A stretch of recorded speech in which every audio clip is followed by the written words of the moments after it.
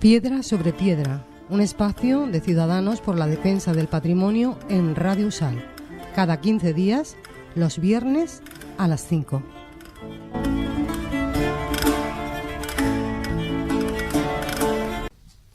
Amigas y amigos, bienvenidos a 20 minutos de radio para la cultura, la historia, el arte y el patrimonio. Hoy, en Piedra sobre Piedra, hablaremos de arte, de un periodo muy concreto y de un gran monumento de Salamanca, como lo es la Catedral Vieja. Lo haremos gracias a Antonio Ledesma, días después de que haya defendido su tesis doctoral, la Catedral Vieja de Salamanca en el contexto de la escultura tardorrománica hispana.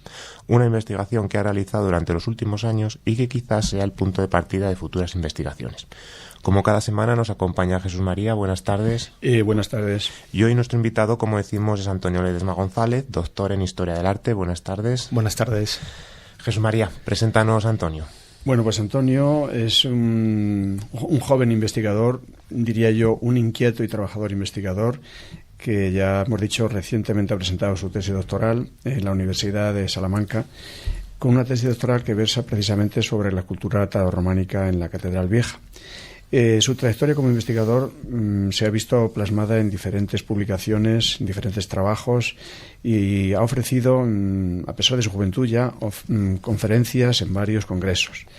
La próxima semana participará en el congreso que organiza la Asociación Amigos del Románico en San Sebastián con otra de sus conferencias. Esperemos que sea muy interesante también. Bien, Antonio, no disponemos de mucho tiempo como para resumir todo tu trabajo en estos 20 minutos, pero vamos a intentar darlo a conocer a nuestros oyentes y a que sepamos valorarlo. Situémonos, ¿cómo surge esta investigación? Bueno, en primer lugar yo quería daros las gracias por... A ti por venir, por esta oportunidad, asimismo por apoyar a los jóvenes investigadores como por las actividades que realizáis y el mismo programa en sí mismo. Bueno, en segundo lugar, quería comentar que yo creo que es justo reconocer que esta tesis doctoral no habría llegado a buen puerto sin el apoyo, más que el apoyo, sin los trabajos previos del resto de investigadores que me han precedido. Una vez advertido esto, pues bueno, el trabajo referencial nos lleva a 1978 con la única tesis doctoral realizada por Henri Pradalier. En este trabajo, bueno, se centraba exclusivamente en cuestiones estilísticas y formales. A continuación, años después, Ruiz Maldonado y Hernando Garrido han profundizado, pero como he señalado, el mayor problema que existía es ese vacío en cuanto al hecho del significado y las implicaciones de las imágenes que apenas se había tratado, excepto en casos puntuales.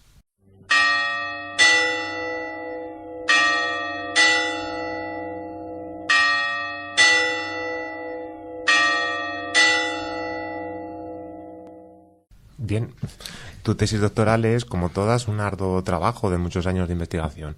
En líneas generales, ¿de qué trata?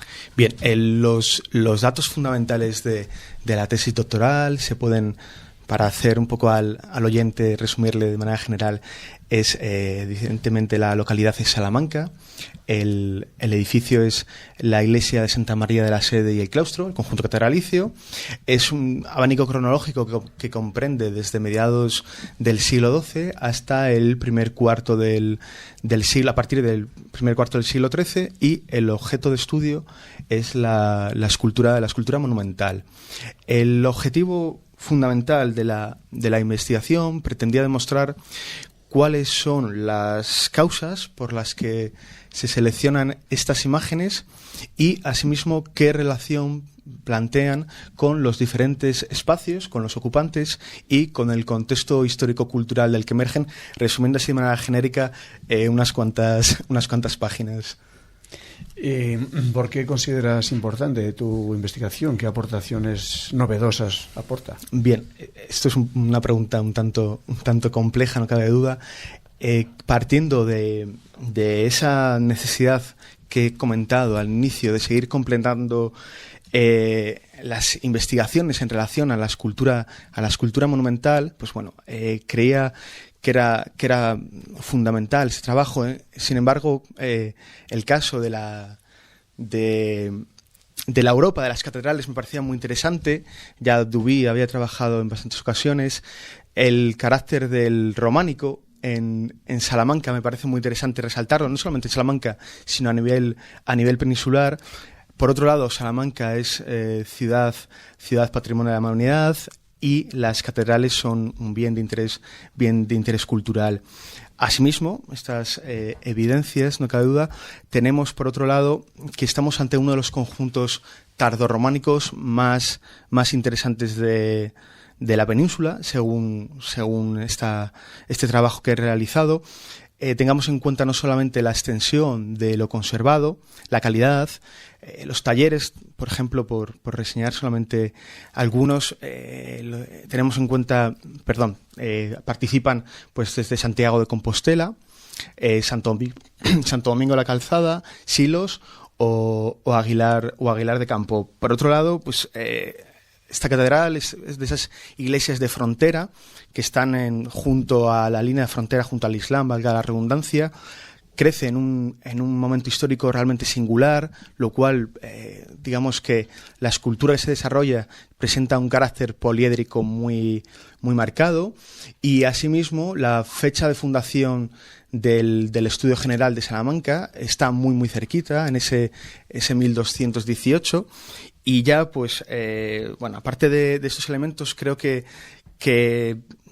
son realmente las interrogantes las que vienen a plantear, las que aglutinan y establecen el núcleo principal del estudio.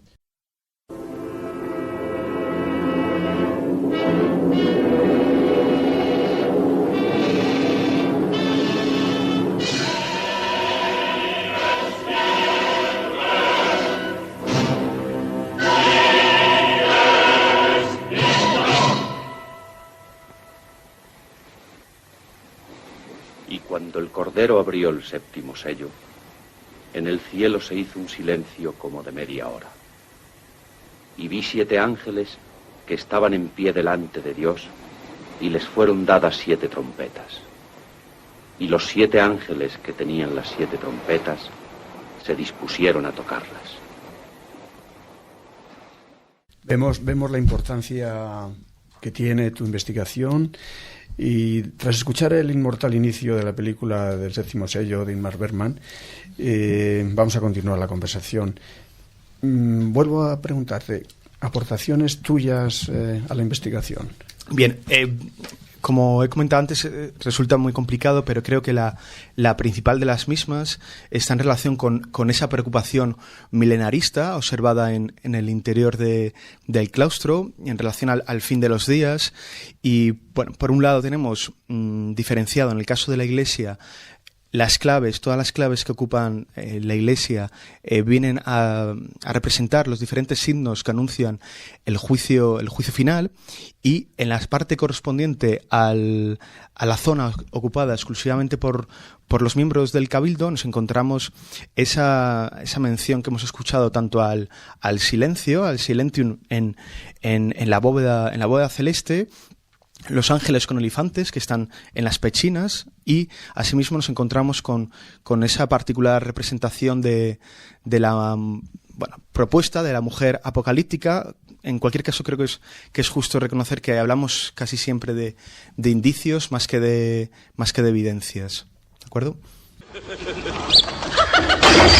Herbavana, aut risui, acta non locui. Espero que mis palabras no os hayan irritado, Fray Guillermo, pero he oído a unas personas que reían de cosas risibles. Los franciscanos, sin embargo, pertenecéis a una orden donde la risa se contempla con indulgencia. Sí, es cierto. San Francisco tenía mucha tendencia a la risa. La risa es un viento diabólico que deforma las facciones y hace que los hombres parezcan monos. Este fragmento de la película El nombre de la rosa, basada en la genial obra de Umberto Eco, nos lleva a pedirte que profundices en tu estudio sobre la risa y el mal.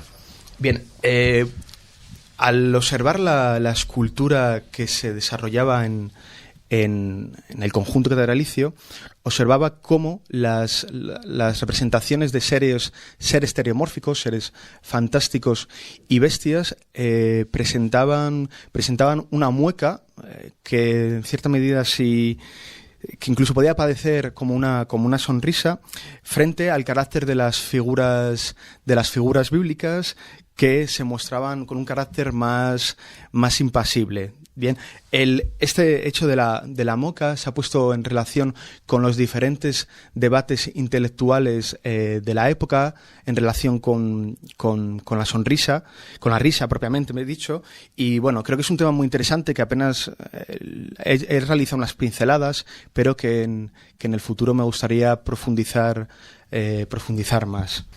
Como en el caso anterior, ese planteamiento de los diferentes tocados que se observan tanto en los seres estereomórficos como en las bestias, planteaba un hecho singular, en cuanto que el resto de representaciones no de carácter fantástico ni de bestias no presentaban este tocado, y evidentemente había que intentar buscar un tipo de respuesta a este elemento, y la relación se ha planteado con los diferentes grupos culturales minoritarios que existían en la ciudad, tanto judíos y como musulmanes. A continuación, lo que se hizo fue observar cómo en el resto de obras se representaban, se plasmaban a estos grupos minoritarios, y se observaba que era muy semejante a lo que observamos en la propia catedral de Salamanca. En cualquier caso, creo que esto viene a evidenciar ese elemento, digamos, accesorio, que en cualquier caso no tiene nada accesorio, sino que presenta un rasgo muy interesante, que, como digo, una vez profundizando, se desarrolla de manera más amplia. También hay tableros de juegos.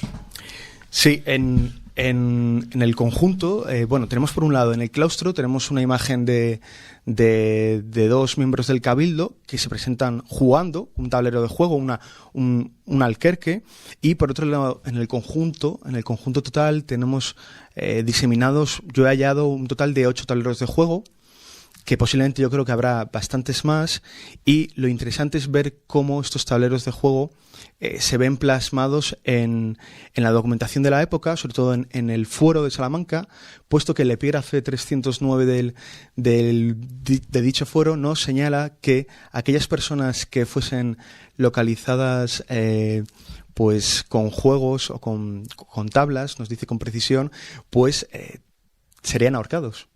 ¿Vale? Es muy interesante. Acá hay una mezcla, porque por un lado están los canónigos, que tienen lo que es la República Cristiana dentro de la catedral, y por otro lado tenemos lo que serían los villanos, las personas de la ciudad. Pero como digo, creo que es muy interesante, porque no solamente tiene ese carácter antropológico, sino que los tableros nos permiten determinar incluso las posibles cronologías de cada una de las zonas del edificio.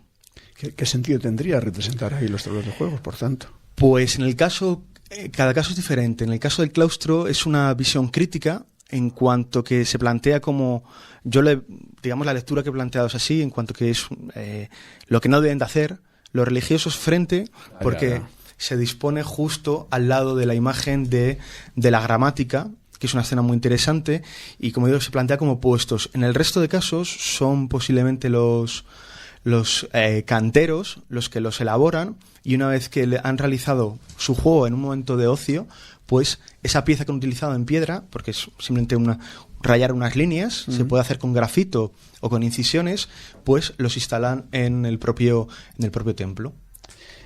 ¿Has visto podría darnos alguna pista de la relación del claustro de la catedral con el claustro de Palamós? Bien. Buena pregunta. El vertiginoso claustro de Palamós. Sí. No cabe duda que estamos ante una investigación que está en ciernes. Creo que esto es fundamental tenerlo en cuenta.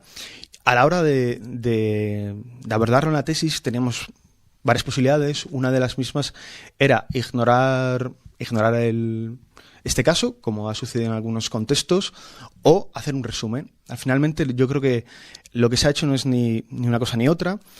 No se ha intentado, profundizar tanto en en la naturaleza del claustro, cómo plantear si existían posibilidades, según el contexto, el propio estudio realizado en la tesis doctoral y en otros trabajos de investigación paralelos al mismo. Y al final el resultado es que posiblemente pues esa propuesta que plantea que su origen se encuentra en Salamanca pues sea viable 100%.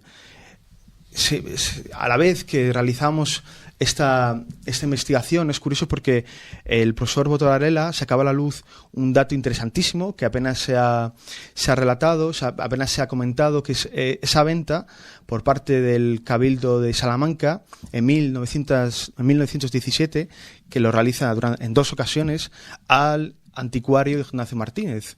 Por tanto, ya no solamente... Este dato es verdad que tiene muchas lecturas, se puede plantear de muchos modos, pero es ya, digamos, más que un indicio, viene a ser una evidencia según mi punto de vista. Para quien lee solo los titulares y las letras gordas, tu tesis doctoral entonces ayuda a afirmar que el claustro de Palamos procedía de Salamanca. ¿No? Ayuda. Yo no lo he planteado tanto así, en cuanto que he intentado no estar condicionado ni determinado. No era esa. Siendo sinceros, he planteado que esa no era realmente la pregunta, ¿vale? Lo que yo he hecho es analizar ese contexto y analizar esos desplazamientos, evidentemente todo lo conservado en Salamanca, y ver si podría tener su encaje en el propio claustro. A partir de ello, hay piezas evidentemente que no encajan, otras que encajan, y haciendo una valoración, yo creo, desde mi punto de vista, que sí es posible. ¿Con qué te quedarías del conjunto y por qué? Bien, pregunta muy, muy interesante. Por un lado, a nivel estético, me quedaría con las enjutas caladas que hay en la portada claustral. Hernando Garrido las ha definido como obras casi de mantequilla, porque ese carácter calado es excepcional, y asimismo la relación que establecen con la estructura es muy curiosa, en cuanto que son 2 piezas que aparecen encajadas entre sí. Es un hecho que no se había advertido hasta la fecha, y lo que nos permite determinar es que de manera simultánea están trabajando todos los responsables de la fábrica, ¿vale? No solamente los canteros y los escultores, sino incluso los maestros de obra, ¿vale? Y eso a nivel estético. A nivel de representación, me parece muy, muy interesante 2 representaciones que se encuentran en el claustro. Una ya la he comentado, que es la representación de la gramática, y muy próxima a la misma, la representación de la posible retórica. Tanto por su relevancia viene determinado, tanto por considerarlas como las obras, según el rastreo que yo he realizado, más antiguas conservadas en la península, con este tipo de representación, así como por permitirnos conocer de cerca y de manera muy aproximada cuál era el conocimiento albergado en el claustro con anterioridad a ese proceso que ya comentaba tan interesante, que es 1218 con la instalación del Estudio General de Salamanca. ¿El románico sigue siendo atractivo? Yo creo que más que nunca. Es cierto que se puede observar. Yo creo que no hay ninguna asociación de amigos del barroco, amigos del Renacimiento. Es algo muy... Cierto. Es verdad que es muy, tal vez, demagógico incluso, pero creo que es una realidad. Comentaba el profesor Martínez Frías en uno de sus libros que el románico tiene algo que nos sigue entusiasmando, nos sigue llamando la atención. Tal vez yo creo que es porque existen en un tanto por ciento muy elevado de esas imágenes ese lenguaje que todavía no hemos descodificado del todo, y que hace que las imágenes pues presenten ese interés. Yo creo que es uno de los muchos motivos. Hay bastantes más. Es cercano, los capiteles, los edificios pequeños, oscuros, alejados en casi cualquier sitio, esas iglesias del sueño, y nos remite a una época ahí del medievo con todos sus misterios. Sí, exacto. Las figuras. Al final, a mí me encanta. Es la inquietud y sobre todo el querer saber qué hay detrás, yo creo que es una de las claves del proceso, porque es muy evidente, por ejemplo, en el caso de la Arquería de Santa María la Vega, que la obra es extraordinaria, es singular en el caso de Salamanca, pero sobre todo es esa lectura que se ha planteado de dónde, como el claustro de Palamos, de ese digamos, misterio muy a lo Iker Casillas, pero que yo creo que al fin y al cabo sí que mueve montañas, esa inquietud. En definitiva es eso, una inquietud por saber más sobre los hombres de esa época, que al fin y al cabo yo es lo que he pretendido. Qué intereses tenían, etcétera. Exacto. Y ya saliéndonos un poco del contenido de tu tesis, como investigador en formación, ¿cuáles serían tus reclamaciones para este colectivo de trabajadores? Bien, perdón. Agradezco la pregunta porque es sumamente importante en el momento de la coyuntura actual. Siempre, en cualquier momento es relevante plantearla, pero bueno, la carrera predoctoral, digamos, de los investigadores en formación ha mejorado considerablemente. Es cierto que hay bastantes cuestiones que hay que perfilar, que hay que mejorar, siempre se puede mejorar. El problema viene una vez que terminamos esa etapa de nuestra vida, que es la tesis doctoral, y a continuación nos encontramos ante una coyuntura realmente compleja. Digamos, tenemos dos grandes opciones, que son, pues, una, emigrar, o la otra opción es dejar la investigación. Yo creo que es un planteamiento muy corto de vistas, porque tú has estado formando a una persona durante como mínimo 4 o 5 años para, ya sea con fondos tanto autonómicos como estatales, para que luego se encuentre ante esta coyuntura, por no hablar de la precariedad que, bueno, yo creo que es común al resto de profesiones. En definitiva, yo creo que hasta que no tengamos presente, sobre todo la clase política, que la investigación es riqueza, vamos a repetir el mismo modelo económico que nos ha llevado a la ruina. La situación que estamos. Exacto. Pues con estas últimas palabras de Antonio, al que damos la enhorabuena por su trabajo, nos despedimos y os recordamos que el próximo programa será el viernes 19 de febrero a partir de las 5 de la tarde en el aula 89 de Radio Universidad. Buenas tardes y gracias a todos. Buenas tardes, muchas gracias, Antonio. Muchas gracias a vosotros.